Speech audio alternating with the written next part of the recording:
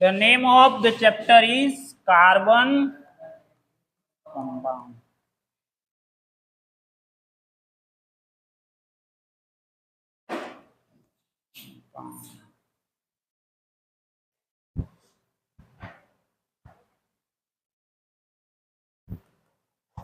अब देखो ये जो चैप्टर है ना सबसे इजी चैप्टर है अपना, अभी तक के जितने भी चैप्टर अपन ने पढ़े उसमें सबसे इजी चैप्टर है कार्बन एंड इट्स कंपाउंड।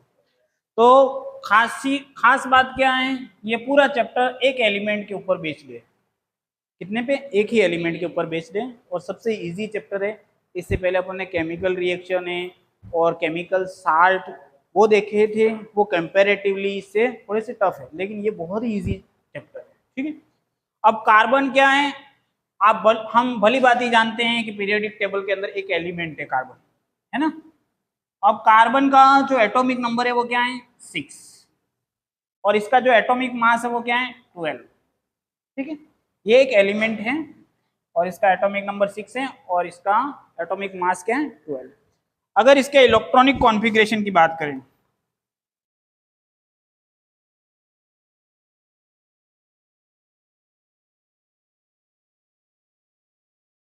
तो इसका इलेक्ट्रॉनिक कॉन्फ़िगरेशन कैसे भरा जाता है? पहले मैंने तुमको सिखाया इलेक्ट्रॉन भरना, तो कैसे भरेंगे? 1s2 2s2 2p4। कितने इलेक्ट्रॉन हुए? ये तो 8 हो गए, तो यहाँ पे क्या आ जाएगा? p2 p2।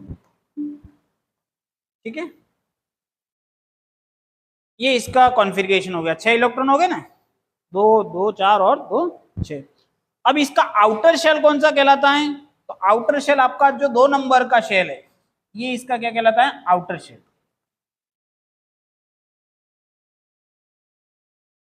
और आउटर शेल में कितने इलेक्ट्रॉन है इसके? 4 इलेक्ट्रॉन।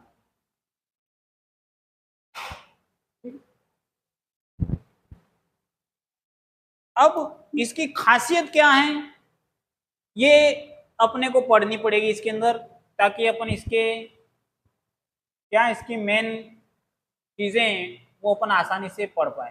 तो special properties, special properties of carbon, carbon की स्पेशल बातें क्या क्या है वो देखनी है। ठीक है, सबसे पहले तो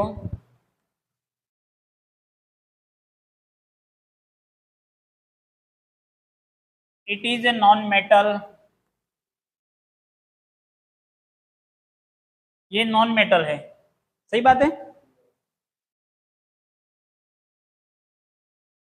दूसरा,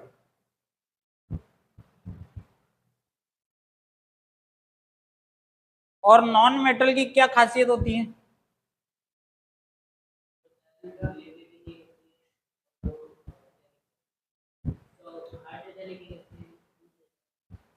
नॉन मेटल की बात करोगे आप तो इसका मेल्टिंग पॉइंट और बॉइलिंग पॉइंट क्या रहता है? लो रहता है ना। ठीक है, दूसरा नॉन मेटल क्या होते हैं? Poor conductor. पुअर कंडक्टर होता है। एक्सेप्शन कौन सा होता है इसमें? ग्रेफाइट।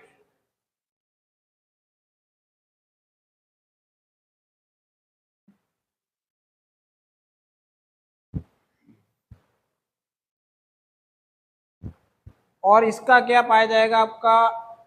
एलॉयट्रोप। एलॉयट्रोप्स, इसके एलॉयट्रोप्स पाए जाएंगे आपके।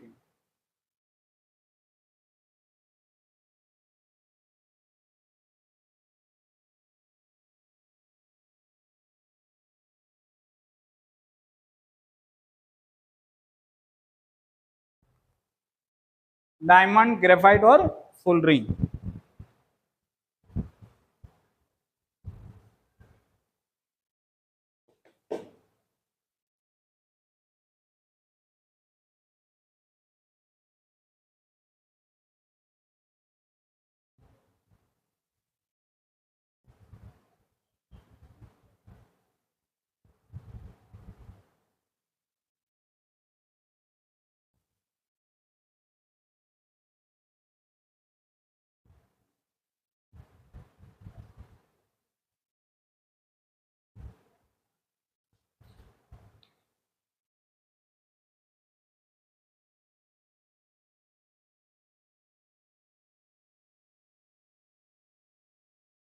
Second, it's form tetravalent, tetravalent bond. मतलब ये क्या है, 4 बॉन्ड बनाएगा। कार्बन हमेशा कितने बॉन्ड बनाएगा, 4 बॉन्ड। ये इसकी खासियत है टेट्रावेलेंट, ठीक है। तो कभी भी कंपाउंड बनाओगे तो कार्बन को हमेशा कितने बॉन्ड काउंट करने हैं आपको, 4 बॉन्ड काउंट करने हैं। Third, catenation.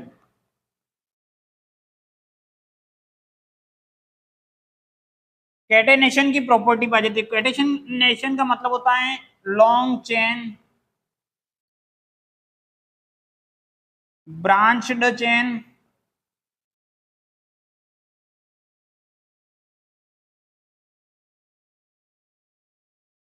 रिंग्स,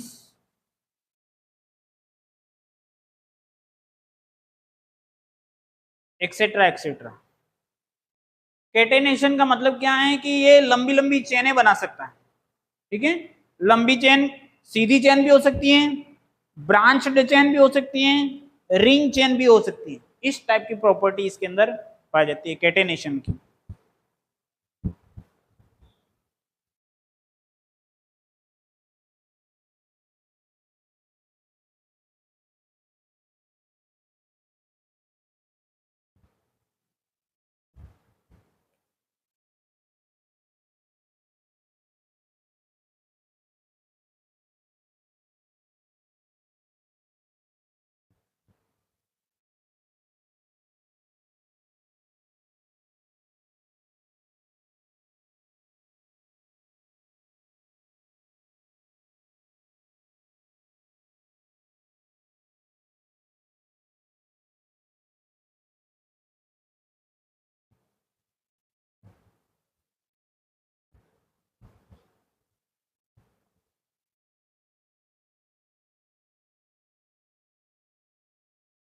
लिख दिया। नेक्स्ट है पॉलीमराइजेशन। ये एलोट्रोप्स के अंदर ई नहीं आएगा ना। कैटेनेशन, फोर्थ प्रॉपर्टी रहेगी इसकी पॉलीमरेशन।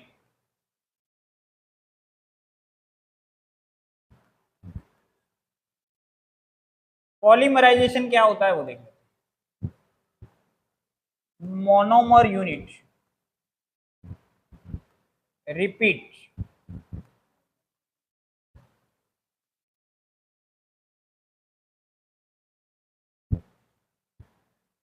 मोनोमर यूनिट जो होती हैं वो बार बार रिपीट होकर के आपके क्या बनाते हैं, पॉलीमर। जैसे अपने घर होता है, घर के अंदर क्या होता है, ईंट होती है।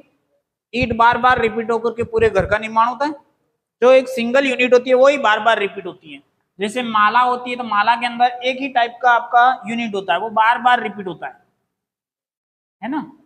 और वो मिलकर के आपके क्या बना देता है, एक माला का पूरा निर्माण हो जाता है। हो जाता है इस टाइप से। एक यूनिट है वो बार बार रिपीट होगी और आपके एक कॉम्प्लेक्स कंपाउंड का निर्माण करेगी। कॉम्प्लेक्स कंपाउंड कह सकते हैं अपन इसको, जटिल बड़े कंपाउंड। यहाँ कॉम्प्लेक्स, यहाँ large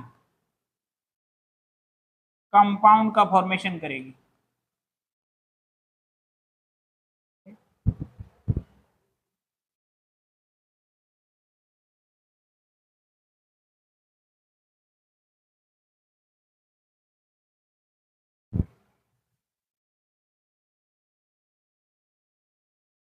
carbon compound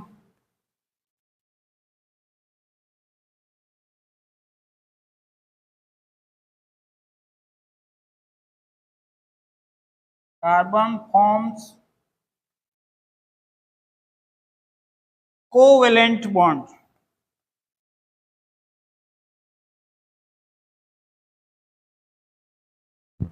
carbon forms covalent bond, ये इंपॉर्टेंट है ना, कोवेलेंट बॉन्ड।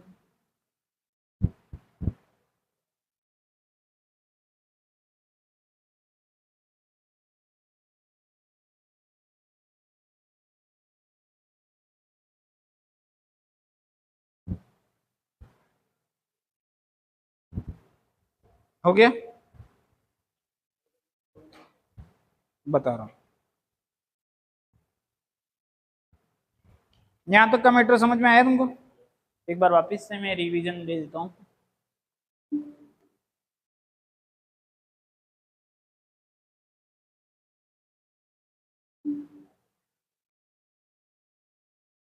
कार्बन, इसका एटॉमिक नंबर 6 है, एटॉमिक मास क्या हो गया 12। आपको पता है एटॉमिक नंबर जो होता है वो क्या होता है, प्रोटॉन का नंबर होता है। क्या नंबर होता है, प्रोटॉन का नंबर। और जो एटॉमिक मास जो होता है वो किसका नंबर होता है, एटॉमिक मास में कौन आता है, प्रोटॉन प्लस न्यूट्रॉन। ठीक है ना, ये कभी इलेक्ट्रॉन का नहीं होता, ये ध्यान रखना। ठीक है, अब इसका इलेक्ट्रॉनिक कॉन्फ़िगरेशन भी बहुत इजी है, 1s2 2s2 2p2, 4 इलेक्ट्रॉन रहते हैं। ठीक है,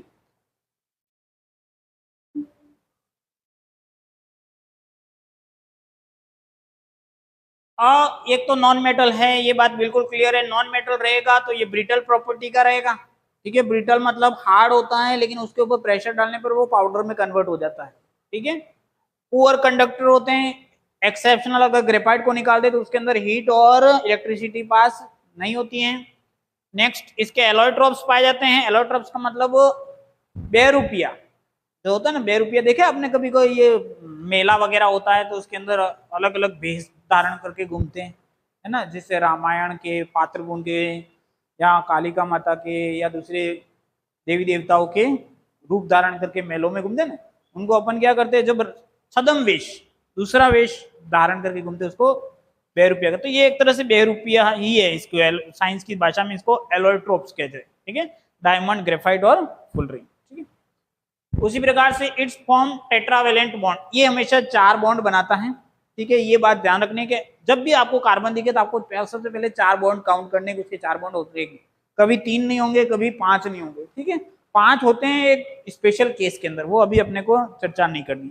नेक्स्ट, कैटेनेशन की प्रॉपर्टी, मतलब ये क्या करते हैं, बहुत सारे कंपाउंड बनाते हैं। जितने भी सारे दूसरे एलिमेंट को एक तरफ करो और एक तरफ कार्बन को करो, अपने पीरियोडिक टेबल में जितने एलिमेंट है उनको एक तरफ करो, एक तरफ किसको करो, कार्बन को करो, तो दोनों इसमें उसमें भी अगर बात करो तो में कार्बन जीत जाएगा, इतने कार्बन के कंपाउंड। ठीक है, हमारे ऑर्गेनिक जो मटेरियल है, ऑर्गेनिक किस में पाए जाते हैं, ऑर्गेनिक कंपाउंड जो लिविंग ऑर्गेनिज्म, लिविंग ऑर्गेनिज्म में most of part organic compounds का होता है। ऑर्गेनिक क्या है, तो ऑर्गेनिक एक आगे चल करके ब्रांच आएगी, ऑर्गेनिक ब्रांच, और ऑर्गेनिक ब्रांच में क्या होता है, ऑर्गेनिक केमिस्ट्री भी होती है। ठीक है, केमिस्ट्री का ये आगे एक पार्ट आता है, बुक आता है ऑर्गेनिक, उसमें केवल और केवल कार्बन और इट्स कंपाउंड ही पढ़ा जाता है। ठीक है, तो ऑर्गेनिक मटेरियल लिविंग ऑर्गेनिज्म से रिलेटेड है, ऑर्गेनिक, और ऑर्गेनिक के अंदर आपके मेजरली क्या होते हैं, बहुत सारे कंपाउंड बनते हैं। ठीक है, अब वो क्या होते हैं, लॉन्ग चेन वाले भी होते हैं, ब्रांच चेन वाले भी होते हैं, रिंग चेन वाले भी होते हैं, अलग अलग। तो ये लंबे लंबे कंपाउंड्स बनाने का, लार्ज मॉलिक्यूल्स बनाने के लिए स्पेशल प्रॉपर्टी के कारण ही अपन इसको स्पेशल चैप्टर के अंदर कार्बन एकमात्र एलिमेंट को अपन पढ़ रहे हैं। ठीक है, नेक्स्ट क्या हो जाएगा इसका, पॉलीमराइजेशन। पॉलीमराइजेशन की मतलब भी सेम है कि अगर इसकी एक यूनिट है बार बार रिपीट, जैसे प्रोटीन की बात करो, लिविंग ऑर्गेनिज्म में एक स्पेशल चीज होती है, वो क्या है, प्रोटीन। अब प्रोटीन भी इस कार्बन का ही एक कंपाउंड है। ठीक है, CONH2 की यूनिट बार बार रिपीट होती रहती है, और आपके किसका फॉर्मेशन होता है, प्रोटीन का। प्रोटीन भी प्राइमरी, सेकेंडरी, टर्शियरी, इस तरह से आगे का धीरे धीरे कोइल्ड होता जाता है प्रोटीन। ठीक है, तो पॉलीमराइजेशन के अंदर क्या होता है, एक मोनोमर यूनिट होती है, वो बार बार रिपीट होती है, आपके क्या बना जाता है, पॉलीमर। और पॉलीमर क्या है, कॉम्प्लेक्स या लार्ज कंपाउंड है। ठीक है, जैसे पॉली शब्द किसके आगे लगता है, जिसमें भी इस तरीके का नेचर पाया जाता है, जैसे पॉलीथीन, पॉलीथीन की बात करें, अपने घरों में पॉलीथीन आती है ना, तो उसके आगे पॉली शब्द होता है।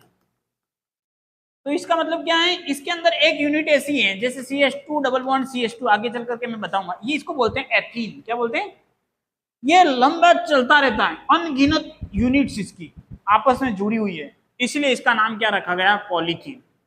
है एक ही चीज, बार बार यही आएगा, CH2 CH2 CH2 CH2, इस तरह से, तो आपका क्या बन जाएगा, पॉलीथीन। ठीक है ना, तो पॉलीमराइजेशन सिंगल यूनिट होगी, बार बार रिपीट होगी, और लार्ज मॉलिक्यूल का। नेक्स्ट है carbon forms covalent bond. Covalent bond का मतलब क्या होता है? इससे पहले अपन ने प्रीवियस चैप्टर में अपन ने देखा था आयनिक बॉन्ड, बोला था, बताया था। तो दुनिया में अगर मैं सबसे स्ट्रॉन्गेस्ट बॉन्ड की बात करूं तो कौन सा बॉन्ड होता है? आयनिक बॉन्ड, बिल्कुल सही बात है। और आयनिक बॉन्ड, आयनिक जो कंपाउंड होते हैं वो वाटर सोल्यूबल होते हैं कि इनसोल्यूबल होते हैं? वाटर में आसानी से सोल्यूबल हो जाते हैं। और किसका फॉर्मेशन करते हैं? आयंस का, बताया था। अगर नेगेटिव चार्ज क्या कहते हैं? एनायन। और पॉजिटिव चार्ज क्या बोलते हैं? कैटायन। क्या बोलते हैं? कैटायन।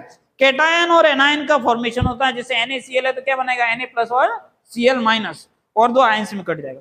लेकिन यहां पर क्या है कि ये आयंस की फॉर्म में नहीं बनता, मतलब 4 इलेक्ट्रॉन देना और 4 इलेक्ट्रॉन लेना ये संभव नहीं है इसमें। जैसे लास्ट वाले इलेक्ट्रॉन कितने थे? 1s2 2s2 2p2। तो ये ऐसा नहीं है कि 4 इलेक्ट्रॉन इसने दे दिए तो क्या बन जाएगा? +4, और 4 इलेक्ट्रॉन ले लिए तो क्या हो गया? -4। ये चीज संभव नहीं है इसके लिए। क्यों? क्योंकि अगर ये 4 इलेक्ट्रॉन लेता है तो इसका ऑक्टेंट पूरा हो जाता है, और ऑक्टेंट जिसका पूरा हो जाता है वो क्या है? एक तरह से स्टेबल एलिमेंट की कैटेगरी में आता है। जैसे अपन ने 18वें ग्रुप में और 9th में पढ़ा था जो 18वें ग्रुप के एलिमेंट होते हैं पीरियोडिक टेबल में, वो क्या होते हैं? सबसे ज्यादा नेचर में स्टेबल एलिमेंट की कैटेगरी में। तो वो 4 इलेक्ट्रॉन मिलते बन तो जाता, लेकिन फिर भी ये स्टेबल नहीं होता। इसका कारण क्या है कि 4 इलेक्ट्रॉन और दे देते अपन। पी के अंदर 6 मैक्सिमम होते हैं, 4 और मिल जाता। लेकिन इसके अंदर प्रोटॉन कितने होते? प्रोटॉन तो होते 6 और इलेक्ट्रॉन कितने हो जाते हैं? 10। बैलेंस नहीं होता। प्रोटॉन और इलेक्ट्रॉन का जो रेशियो है वो भी क्या होना चाहिए? बैलेंस। तो वो नहीं होने के कारण से ना तो ये प्लस चार्ज और ना माइनस चार्ज, मतलब ये आयनिक प्रॉपर्टी नहीं रखता कुल मिलाकर के। ठीक है, आयनिक कंपाउंड नहीं बनाएगा। तो ये कौन से कंपाउंड बनाता है? Covalent bond. कोवेलेंट बॉन्ड में क्या होता है? शेयरिंग करते हैं। क्या करते हैं? शेयरिंग। शेयरिंग मतलब क्या होता है? जैसे हाइड्रोजन है H2, एक मॉलिक्यूल है, ठीक है। हाइड्रोजन की H2 जो गैस है वो किससे मिलकर बना हुआ? हाइड्रोजन और हाइड्रोजन, दो एटम आपस में जुड़े हुए, ठीक है। और दोनों ने क्या किया है? एक एक इलेक्ट्रॉन क्या कर दिया? शेयर किया है। इसका भी एक इलेक्ट्रॉन है और इसका भी एक इलेक्ट्रॉन, और इन्होंने दोनों ने क्या कर दिया? बॉन्ड बना दिया। ये बॉन्ड, ये जो बॉन्ड बता रहा हूँ, ये इन दोनों का शेयरिंग से बना हुआ। और एक इलेक्ट्रॉन के अंदर, एक बॉन्ड के अंदर कितने इलेक्ट्रॉन होते हैं? 2, ठीक है। जैसे H2 होता है वैसे वैसे O2 होता है। O2 की बात कर लो, ठीक है। तो O2 की बात करेंगे तो O2 भी किस तरह से होता है? ये ऑक्सीजन एक और एक ऑक्सीजन ये। तो अब ये दोनों क्या करते हैं? ये दोनों दो इलेक्ट्रॉनों का शेयर करते हैं। 2 इलेक्ट्रॉन इसके और 2 इलेक्ट्रॉन इसके। तो एक बॉन्ड बनाने के लिए कितने इलेक्ट्रॉन चाहिए? 2। 2 बॉन्ड बनाने के लिए कितने इलेक्ट्रॉन चाहिए? 4। तो 2 इसने शेयर किए, 2 इसने शेयर किए, और दोनों का, इन दोनों इलेक्ट्रॉनों पे बराबर अधिकार रहता है। इन दोनों इलेक्ट्रॉनों पर दोनों का बिल्कुल बराबर अधिकार रहता है, किसी का भी कम नहीं, किसी का भी ज्यादा नहीं। ये भी बोलता है मेरा भी अधिकार है इन चारों पे, ये भी बोलता है मेरा भी इन चारों पे अधिकार। इस टाइप का जो बॉन्ड बनता है जिसपे दोनों का 50-50 योगदान रहता है, उस टाइप के बॉन्ड को अपन क्या बोलते हैं? Covalent bond. क्या बोलते हैं? ठीक है, समझ में आ रही बात? अगर मैं नाइट्रोजन की बात करूं, N2 की, तो N2 के अंदर क्या होता है? Triple bond. बोले सर ट्रिपल बॉन्ड कैसे बन गया इनके अंदर? तो 3 बॉन्ड इसके शेयर होंगे और 3 बॉन्ड इसके शेयर होंगे इस नाइट्रोजन, और 6 पे इसका भी अधिकार रहेगा और इन 6 पे इसका भी अधिकार रहेगा। ठीक है, दोनों का अधिकार समान रहेगा। ठीक है, अब ये इसने 3 बॉन्ड क्यों बनाए वो देखते हैं जरा। ठीक है, तो नाइट्रोजन का कॉन्फ़िगरेशन होता है 7 इलेक्ट्रॉन। कितना होता है? 7। तो इसका इलेक्ट्रॉनिक कॉन्फ़िगरेशन देखो 1s2 2s2 2p3 हो गए 7। अब आउटर शेल वाला कौन सा होता है? ये वाला 2 नंबर वाला आउटर शेल कौन सा है? 2 नंबर। ये 1 नंबर वाला इनर शेल कहलाता है। ये जो है वो सब शेल है। आप इसको मत करना, पर्टिकुलर सिंगल को मत पकड़ना, वो सब शेल हो जाएगा। शेल कौन सा होता है? जो आगे नंबर लिखा होता है वो पूरा पूरा। तो आउटर शेल की बात करो तो पूरा पूरा नंबर काउंट होगा। ठीक है, हाँ आउटर शेल को ही काउंट करना अपने को। अंदर वाले से, क्योंकि आउटर शेल ही भागीदारी करता, पार्टिसिपेट करता बॉन्ड बनाने के लिए, ठीक है ना। और अगर लास्ट वाला लगेगा ना तो वो कहलाएगा आउटर सब शेल। क्या कहलाएगा? आउटर सब शेल। अब देखो ये आउटर शेल की बात करो, कितने इलेक्ट्रॉन है? 5 5 है। अब ये 2 इलेक्ट्रॉन जो है वो पार्टिसिपेट नहीं कर रहे हैं, ठीक है, और 3 कर रहे हैं, 1 2 3 ये वाले, ठीक है, 3 इसके कर रहे हैं, उसी प्रकार से इसके भी 2 नहीं कर रहे हैं, 3 इसके कर रहे हैं, देखो 3 इसके 3 इसके, तीनों ने मिला के 3 बॉन्ड बना। अब देखो 3 3 6 और 2 इसके, तो इसका अकेला का देखोगे तो कितने इलेक्ट्रॉन हो गए? 8 इलेक्ट्रॉन हो गए। और 8 इलेक्ट्रॉन होते ही ऑक्टेन रूल लागू हो जाता है। ऑक्टेन रूल में 8 इलेक्ट्रॉन जिसको फुलफिल कर लेता है वो स्टेबल हो जाता है। उसी प्रकार से इसके देखो 3 3 3 दोनों 3 और 3 तो 6 तो क्या बॉन्ड से मिल गए, और 2 उसके पास में एक लोन पेयर था, मतलब एक अंदर की तरफ पड़ा हुआ था, तो टोटल कितने हो गए? 8 हो गए। उसी प्रकार से ऑक्सीजन का भी देखो, ऑक्सीजन का क्या होता है? 1s2 2s2 2p4 होता है 4 ओ, ठीक है, बराबर है। अब 4 इलेक्ट्रॉन होते हैं इसके, तो इसके अंदर 2 लोन पेयर होते हैं, 2 और 2 बॉन्ड बनाता है, ठीक है। तो कितने इलेक्ट्रॉन हो गए? देखो 2 तो लोन पेयर और 2 इसने शेयरिंग में बनाए, तो इस सिंगल के पास कितने हो गए? टोटल 8 हो गए।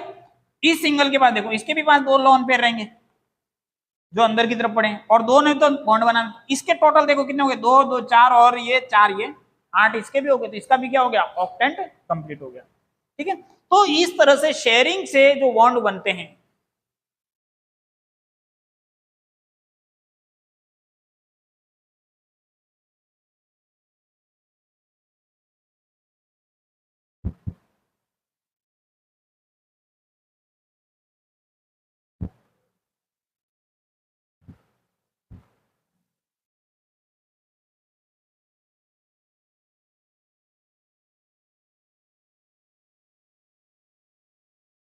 Sharing electron and formation of bond is called covalent bond. समझ में आ गई बात?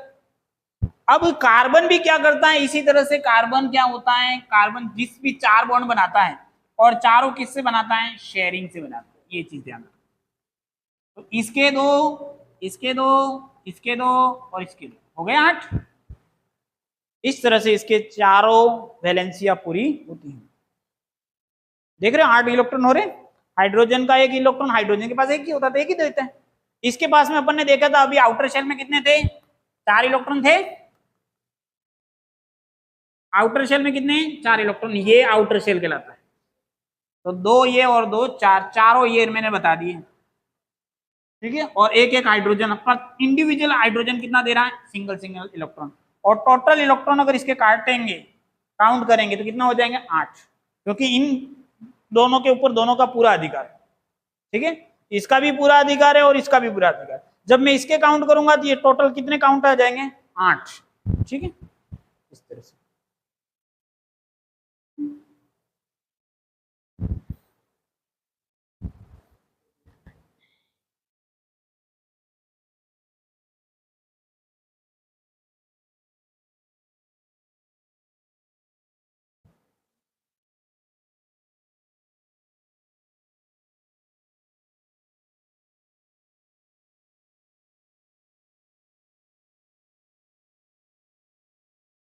अच्छा, एलोट्रॉप्स ऑफ कार्बन कौन कौन से हैं? अभी मैंने बताया था तुमको, डायमंड, ग्रेफाइट और फुलरी।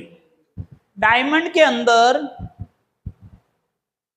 3D स्ट्रक्चर पाया जाता है। क्या पाया जाता है? 3D structure. उसके अंदर 3D हेक्सागोनल स्ट्रक्चर पाया जाता है, ठीक है, टेट्रावेलेंट में जुड़े रहते हैं।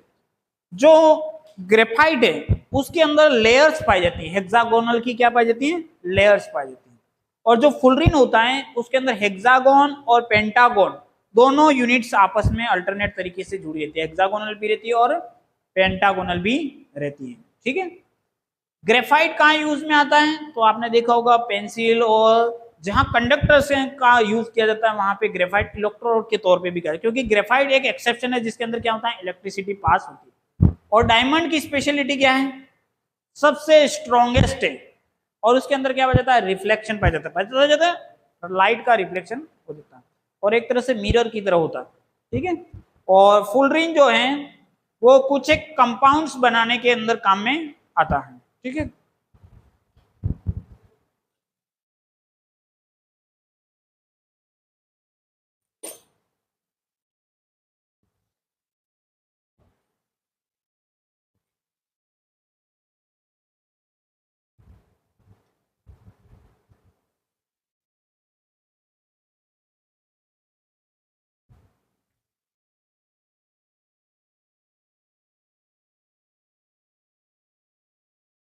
चलो नेक्स्ट है सैचुरेटेड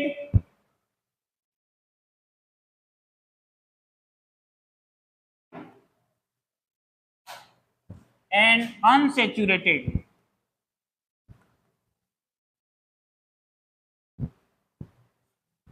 कंपाउंड्स। सैचुरेटेड और अनसैचुरेटेड कंपाउंड ये क्या होते हैं वो देख लेते हैं, ठीक है।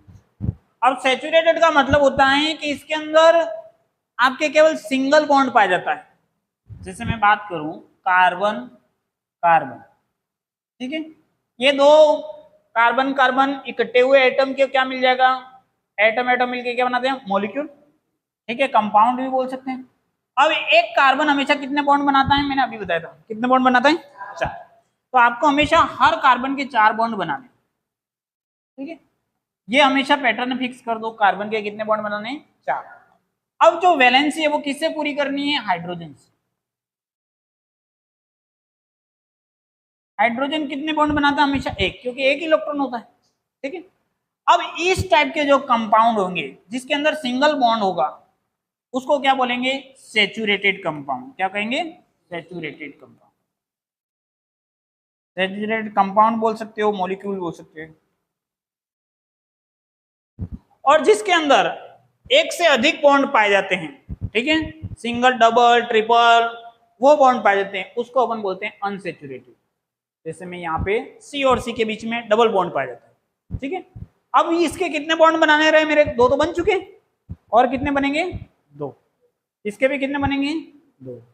Hydrogen hydrogen hydrogen.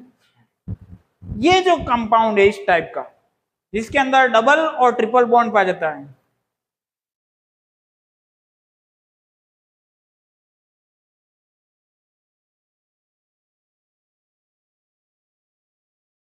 यहां बोल सकते हो मोर देन 1 बॉन्ड,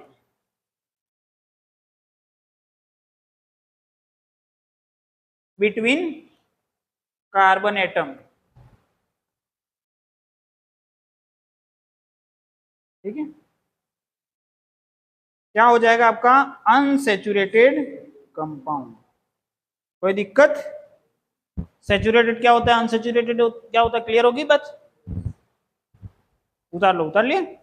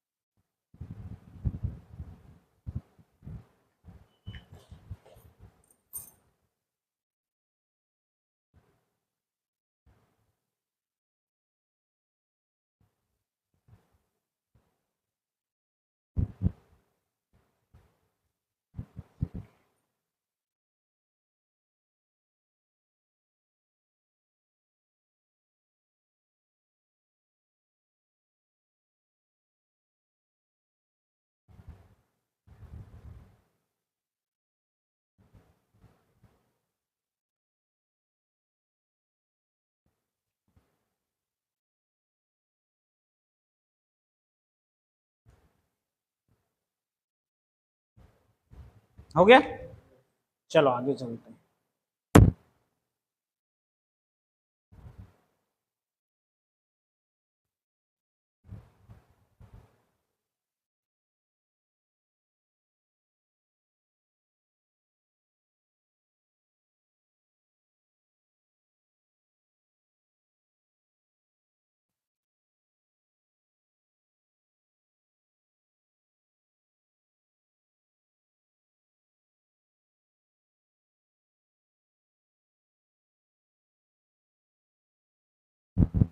ओके, चलो नेक्स्ट मैं बता देता हूं आपको वैलेंसी।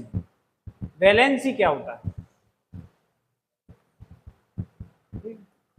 वैलेंसी आपका डिपेंड करेगा आउटर शेल के ऊपर, किसके ऊपर, अभी मैंने तुमको थोड़ी देर बताया था आउटर शेल क्या होता है, बताया था। जैसे मैं कार्बन की बात करूं, कार्बन 6 तो इसका आउटर शेल क्या हो जाएगा, 1s2 2s2 2p2। तो आउटर शेल कौन सा हो गया, ये। सही बात है। तो ये कितने बॉन्ड बनाएगा, ये डिपेंड करता है आउटर शेल के इलेक्ट्रॉन के ऊपर। किसके ऊपर डिपेंड करता है, आउटर शेल। तो हमारे इस आउटर शेल में कितने इलेक्ट्रॉन है, 4। तो ये कितने बॉन्ड बना रहा है आपका, 4 बॉन्ड। ठीक है। अब नाइट्रोजन की बात करूं, नाइट्रोजन 7, 1s2 2s2 2p3। ठीक है। तो इसके आउटर शेल में कितने इलेक्ट्रॉन है, 5। तो ये 5 बॉन्ड बनाने की कैपेबिलिटी है इसके पास, लेकिन बनाता किसके हैं, उसके नेचर को देखना पड़ेगा। अब यहां पर इसको देखोगे तो कुछ इस तरह से नजर आएगा।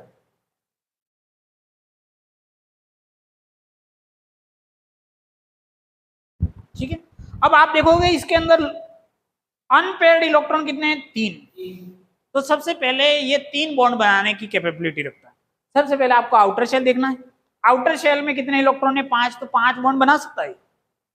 उसमें भी फिर आगे चलकर देखोगे तो अनपेयर्ड कितने हैं, तो सबसे पहले 3 बनाएगा। तो ये अपने कितने बॉन्ड बनाता है, आपके 3 बॉन्ड। ये 5 भी बना सकता है। ठीक है। जब ये 3 बनाता है तो इसकी जो वैलेंसी है वो क्या कहलाती है, +3। अगर 3 इलेक्ट्रॉन डोनेट करता है और दे देता है तो क्या हो जाएगा, -3। ठीक है। इलेक्ट्रॉन डोनेट करेगा तो +3, इलेक्ट्रॉन गेन करेगा तो -3। इस तरह से किसी भी एलिमेंट या एटम की क्या डिसाइड होती है, वैलेंसी। इससे पहले आपने देखा था कि Al2O3 ये कंपाउंड बना था। मैंने तुमको बताया था ये दोनों क्या करते हैं, वैलेंसी का एक्सचेंज करते हैं। तो ऑक्सीजन के ऊपर होता है -2 और इसके ऊपर +3। तो ये 3 इसके पास जाता है, ये 2 इसके पास जाता है और एक मॉलिक्यूल बन जाता है। तुम्हारे अंदर एक प्रश्न आया था, सर ये कहां से अपन ने डिसाइड किया कि ये +3 और ये -2। तो ये इस तरीके से डिसाइड हो, जब हम ऑक्सीजन की बात करें, चलो ऑक्सीजन ले लेते हैं, ऑक्सीजन ये तो 1s2 2s2 2p4। ठीक है। अब हम फोकस करेंगे आउटर शेल के ऊपर, 6 इलेक्ट्रॉन है। ठीक है। अब इस 6 को भी अगर ध्यान से देखो तो ये क्या है, पेयर्ड है। और इसके अंदर 4 जो इलेक्ट्रॉन है, 1 2 3 और 4, इसके अंदर 2 इलेक्ट्रॉन ऐसे हैं जो अनपेयर्ड है। इसलिए ये कितनी प्रॉपर्टी रखता है, 2 इलेक्ट्रॉन। समझ में आ रही बात। एल्यूमिनियम की बात करो, एल्यूमिनियम में कितने इलेक्ट्रॉन होते हैं, 13। तो 13 निकालो, 1s2 2s2 2p6 3s2 3p3, यही होगा। कितने हुए, 10 तो 12 और 15 हो गए, तो 3p1 हो गए बराबर 13। 10 और 3 13। अब आउटर शेल कौन सा होता है इसका, ये 3 नंबर। कौन सा होता है, 3 नंबर। अब ये 3 नंबर में बात करो तो ये तीनों इलेक्ट्रॉन पार्टिसिपेट करते हैं, 1 2 और 3। इसलिए इसकी जो वैलेंसी है +3 है। वैसे मैंने अभी तुमको बताया था कि नाइट्रोजन के अंदर 5 बॉन्ड बना सकता है, वो डिपेंड ऑन सिनेरियो। ठीक है।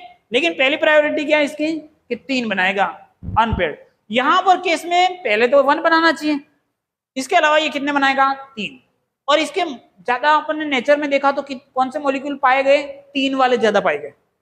इसलिए इसकी जो वैलेंसी है वो 30 के साथ सेट होती है। ठीक है। ऑक्सीजन के जितने भी मॉलिक्यूल पाए गए वो किसमें पाए गए, 2 के। और इसका एक्सप्लेनेशन कुछ इस तरह से दिया गया, अंदर की स्ट्रक्चर इलेक्ट्रॉनिक कॉन्फ़िगरेशन के आधार पे उसकी वैलेंसी को डिसाइड। तो आपको कभी भी वैलेंसी निकालना है तो आपको क्या आना चाहिए, इलेक्ट्रॉनिक कॉन्फ़िगरेशन आना चाहिए। उसके बाद उसके अंदर का व्यवस्था को आपको देखना पड़ेगा कि अंदर अनपेयर्ड इलेक्ट्रॉन है वो पहले बॉन्ड बनाएगा, उसके बाद आउटर शेल के इलेक्ट्रॉन बॉन्ड में भागीदारी देंगे।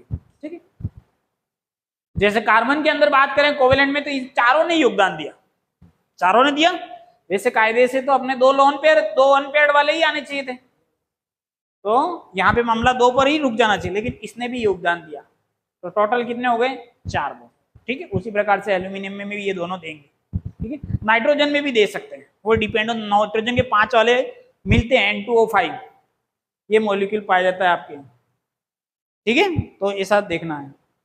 उसी प्रकार से ये हो गया, ऑक्सीजन 1 में भी पाया जाता है रेड। तो वैलेंसी समझ में आ गई आपको।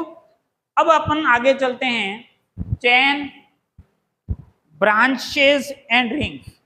नया टाइटल है आपका, चेन ब्रांचेस एंड रिंग्स। ये हैं कार्बन से संबंधित। चेन ब्रांचेज एंड, अब चेन क्या होती है, ये चेन चलने दो, carbon carbon carbon carbon carbon, ठीक है, ये चेन है, कार्बन ही कार्बन आ रहा है बार बार, ये मोनोमर यूनिट है, बार बार रिपीट हो जाएगी, क्या बन जाएगी, पॉलीमर बन जाएगी। अब आपको इसके ऊपर एटम कैसे जोड़ने, तो बॉन्ड कितने बनाने अपने को, 4, कैसे बनाएगा, 1 2 3 4, 1 2 3 4, 2 तो बन गए, ये बॉन्ड के ऊपर दोनों का अधिकार है, समान अधिकार है, ये ध्यान रखना, 4, इसके भी 4, इसके भी 4, इसके भी, हो गए 4, हो गए 4, ताल में ताल मत मिलाया करो, आराम से देखा करो, ठीक है, कभी कभी क्या होता है इसलिए मिस्टेक हो जाती है, ठीक है, अपन लय में डालते हैं, लास्ट में कुछ अलग मिलता। अब इन सबको कैसे खाना पूर्ति करनी है, हाइड्रोजन से, ये सिंगल हाइड्रोजन, इस टाइप के जो कंपाउंड बनेंगे ये नॉर्मल चेन कहलाती है, प्लेन चेन, क्योंकि इसमें कोई भी आपके ब्रांच नहीं है, ठीक है, ये आपका ओपन चेन है, ओपन चेन क्या मतलब, हर एक एटम आपको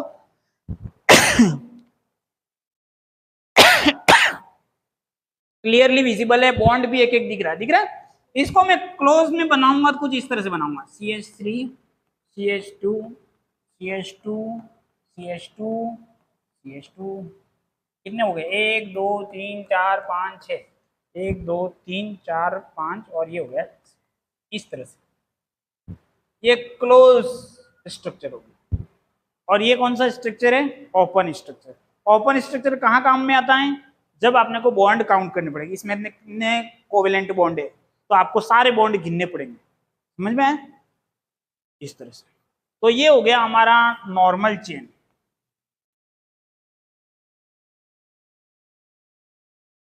नॉर्मल चेन स्ट्रक्चर, उतार लिया तुमने,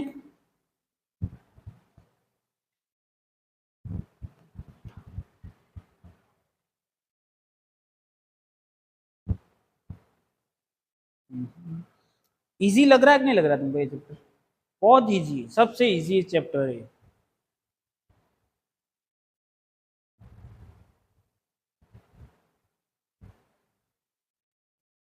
कुछ याद नहीं करना, बस एक लॉजिक है, एक को पकड़ा तो पूरा पूरा खुल जाएगा, जैसे बोरा होता है, बोरे के ऊपर नहीं आता एक धागा, तो उसको एक को पकड़ के खींचो तो पूरा पूरा निकल जाता है।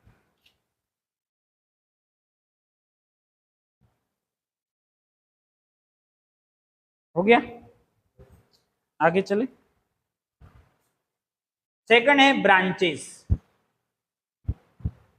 ब्रांचेस का मतलब क्या, देखो सी सी सी,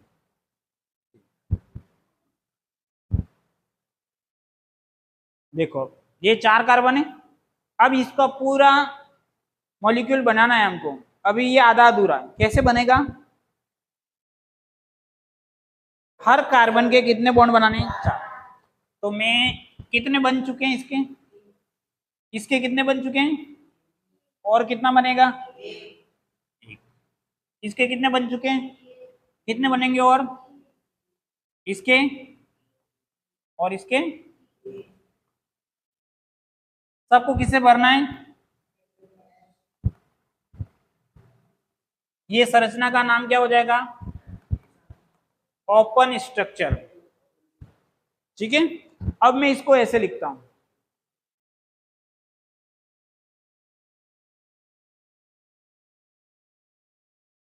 क्या लिख सकता हूं, बराबर है, देखो इस सी के ऊपर 3 हाइड्रोजन है, 3 हाइड्रोजन, इसके ऊपर 1 है 1, इसके ऊपर 3 है 3, ठीक है।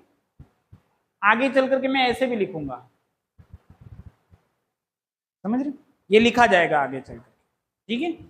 इसका मतलब ये है कि यहाँ पे 3 पॉइंट है, 1 2 3, समझ गए बात को, और इसके ऊपर ये माना जाएगा कि हाइड्रोजन ऑलरेडी है, ठीक है। आगे चल करके मैं बताऊंगा, ठीक।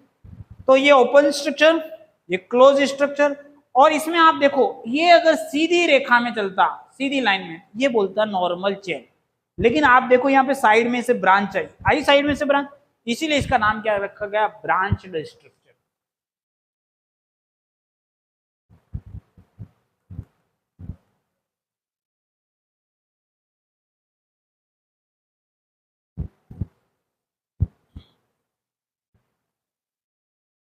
क्लियर? कोई डाउट? उतारा तुमने ब्रांच स्ट्रक्चर का एक एग्जांपल? उतारना इसका, ओपन स्ट्रक्चर, क्लोज स्ट्रक्चर, पहले वाला बाकी है तो उसका थोड़ा सा जगह छोड़ दो, उतार लो फटाफट।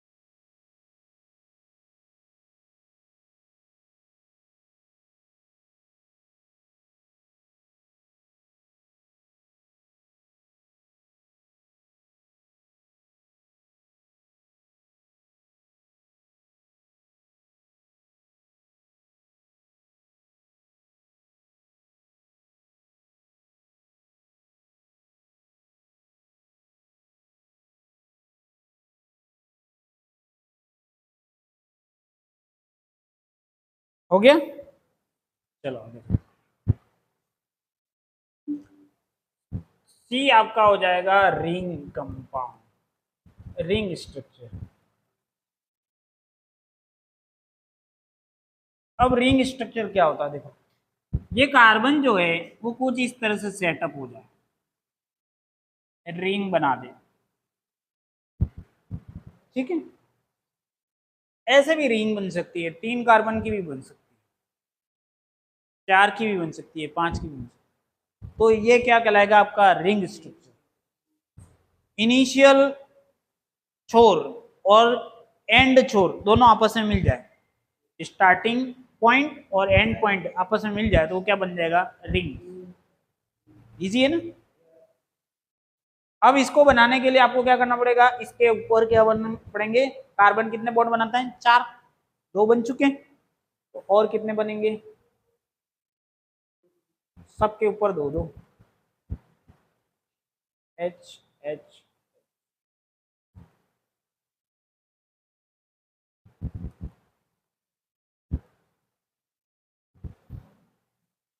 तो मैं इसको ऐसे भी लिख सकता हूँ, CH2 CH2 CH2 CH2,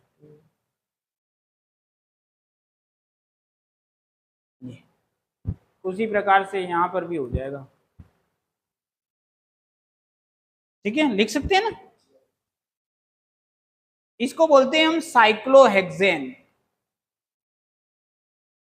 क्या बोलते हैं? साइक्लोहेक्सेन।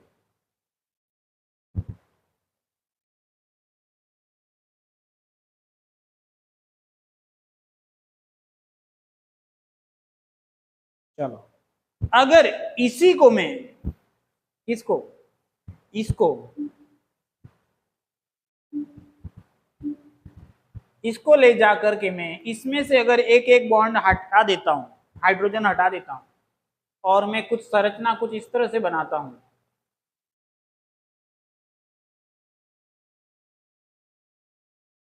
ठीक है?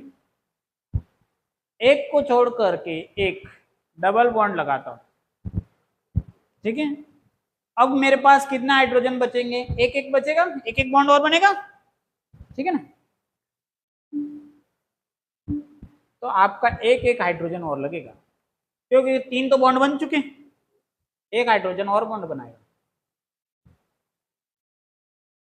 इस प्रकार की जो संरचना है इसका नाम है हमारा बेंजीन। क्या नाम है? ये बहुत ही स्पेशल है, ठीक है? आगे बेंजीन के नाम पे बहुत सारे कंपाउंड है, ठीक है? इसको कुछ इस तरह से भी लिखा जा सकता है,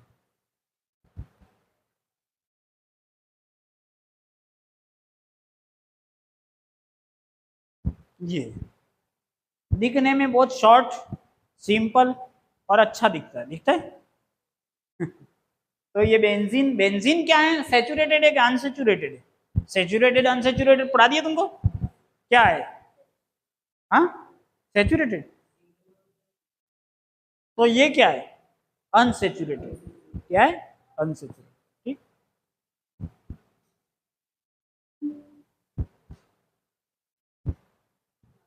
चलो नेक्स्ट बात करते हैं होमोलोगस सीरीज।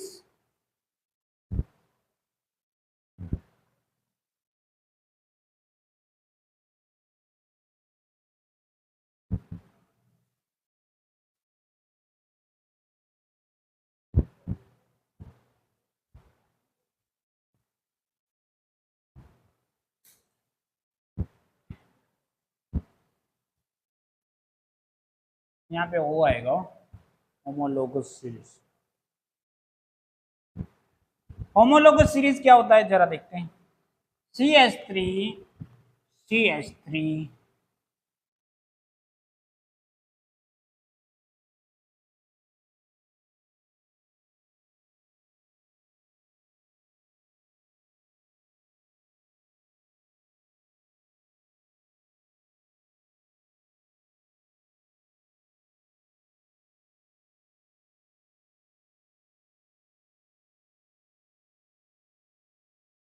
अब देखो ये एक ही के पार्ट है, एक ही चेन के मेंबर है सारे, एक ही ग्रुप के मेंबर है, ऐसा भी बोल सकते। CH4 CH3 CH3 CH3 CH2 इस तरह से।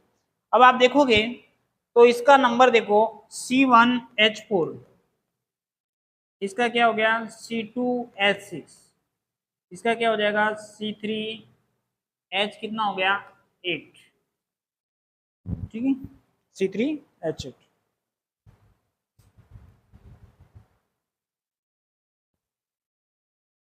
इन दोनों में कितने का डिफरेंस है आपके,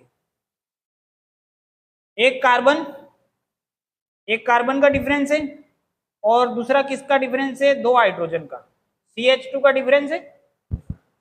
इन दोनों में देखो, इन दोनों में भी देखने पर आपको एक कार्बन का और दो हाइड्रोजन का डिफरेंस नजर आएगा,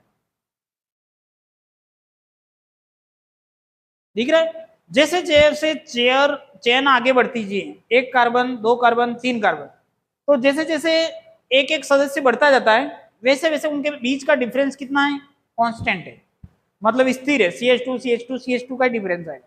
तो ये सारे सदस्य या मेंबर्स क्या कहलाएंगे, होमोलोगस मेंबर्स कहलाएंगे। और ये जो सीरीज बनेगी वो क्या कहलाएगी, होमोलोगस सीरीज कहलाएगी। अब आगे चौथे नंबर पे चलते हैं।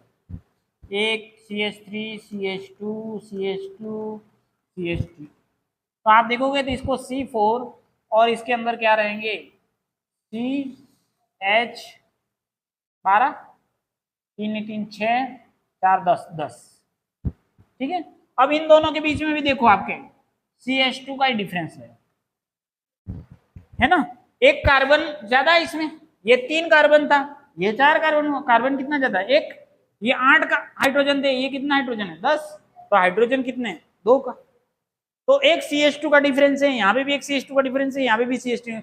जब एक CH2 के डिफरेंस से ही नई श्रृंखला या नई चेन का निर्माण होता है या नए सदस्य बनते हैं, तो वो सारे सदस्य होमोलोगस सीरीज के सदस्य कहलाते हैं, ठीक है। और ये जो सीरीज है 1 कार्बन की, 2 कार्बन की, 3 कार्बन की, 4 कार्बन की, ये सारी क्या कहलाती है, होमोलोगस सीरीज कहलाती। क्लियर बात, कोई दिक्कत, एक कार्बन का, दो कार्बन का, तीन कार्बन का। जैसे ये सेचुरेटेड सीरीज है उसी प्रकार से अनसेचुरेटेड की भी सीरीज बनती है, ठीक है। इसका नाम आप अल्केन सीरीज रख सकते हो। ये अल्केन सीरीज क्या होता है मैं आगे चल के बताऊंगा। नेक्स्ट है अल्कीन सीरीज।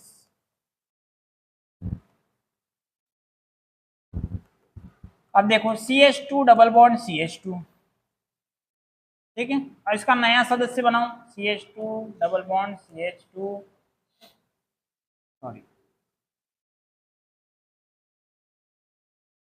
CH3, ठीक है। नेक्स्ट बनाओ CH3 CH2,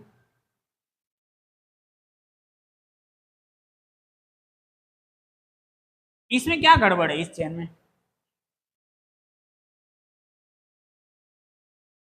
इस चेन में थर्ड नंबर वाले में क्या गड़बड़ है, जरा गड़बड़ देखना क्या एरर है।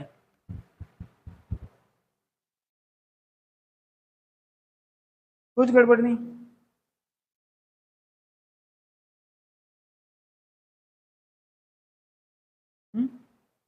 कार्बन कितने बॉन्ड बनाता है, क्या सब बराबर है, यहाँ पे 4 बॉन्ड है इसके ऊपर, 3 तो हाइड्रोजन के साथ हो गए और एक ये रहा, 4 हुए।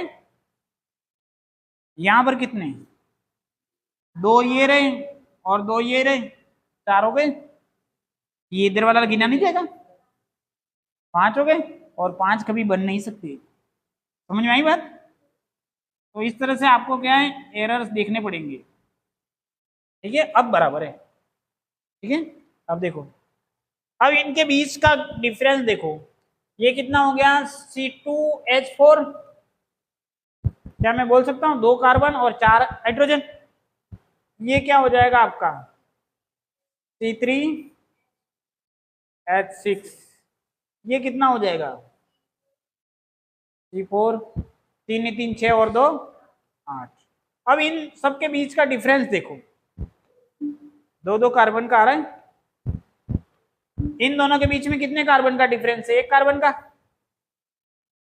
ये C2 से C3 हो गया। हाइड्रोजन का डिफरेंस क्या है, 6 से 4, 2 हाइड्रोजन का डिफरेंस। ये देखो यहाँ उन दोनों के बीच के डिफरेंस 3 और 4 कितना का डिफरेंस है, 1 कार्बन का। हाइड्रोजन का कितना डिफरेंस है, 2। तो ये भी क्या हो गए, होमोलोगस सीरीज हो गए। तो होमोलोगस सीरीज के अंदर क्या होता है, एक सेम यूनिट का डिफरेंस रहता है और जो नया मेंबर बनता है वो सेम यूनिट के यूनिट को वापस जोड़ने से नया मेंबर मिल जाता है। जो डिफरेंस यूनिट थी उसी को वापस ऐड करोगे तो नया मेंबर। और इसी तरह से सीरीज में नए मेंबर बनते जाएंगे और इस प्रकार जो नई सीरीज बनेगी, चाहे 4 मेंबर की बने, 5 मेंबर की बने, 6 मेंबर की बने, वो सब जिसके अंदर एक ही यूनिट का डिफरेंस है, CH2 CH2 CH2 CH2, वो सारे क्या कहलाएंगे, होमोलोगस सीरीज के मेंबर कहलाएंगे।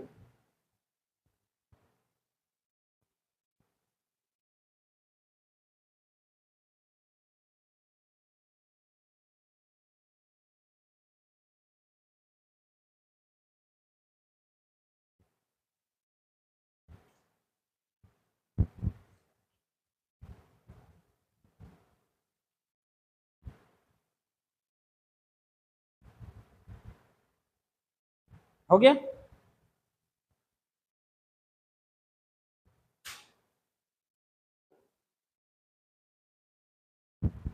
आगे चलते, आज का लास्ट टॉपिक है अपना functional group.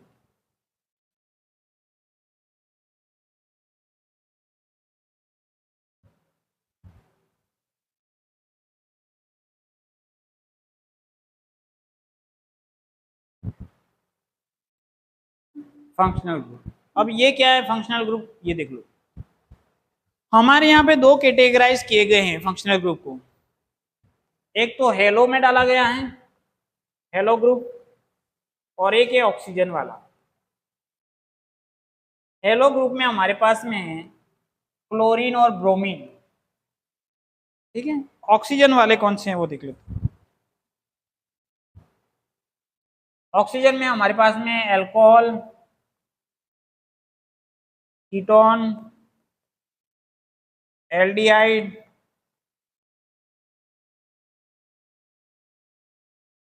Carboxylic acid. Alcohol की पहचान है OH, कीटोन की पहचान है C double bond O, aldehyde की पहचान है CHO और कार्बोक्सिलिक ग्रुप की पहचान है COOH। ये क्लोरीन लगेगा तो इसका नाम हो जाएगा क्लोरो,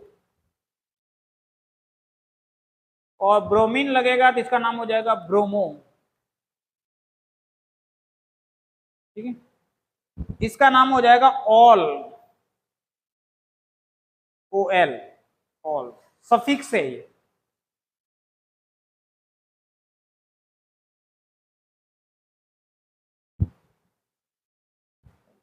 ऑल ये हो जाएगा आपका ऑन, ये हो जाएगा आपका एल, और इसके लगेगा ओइक एसिड।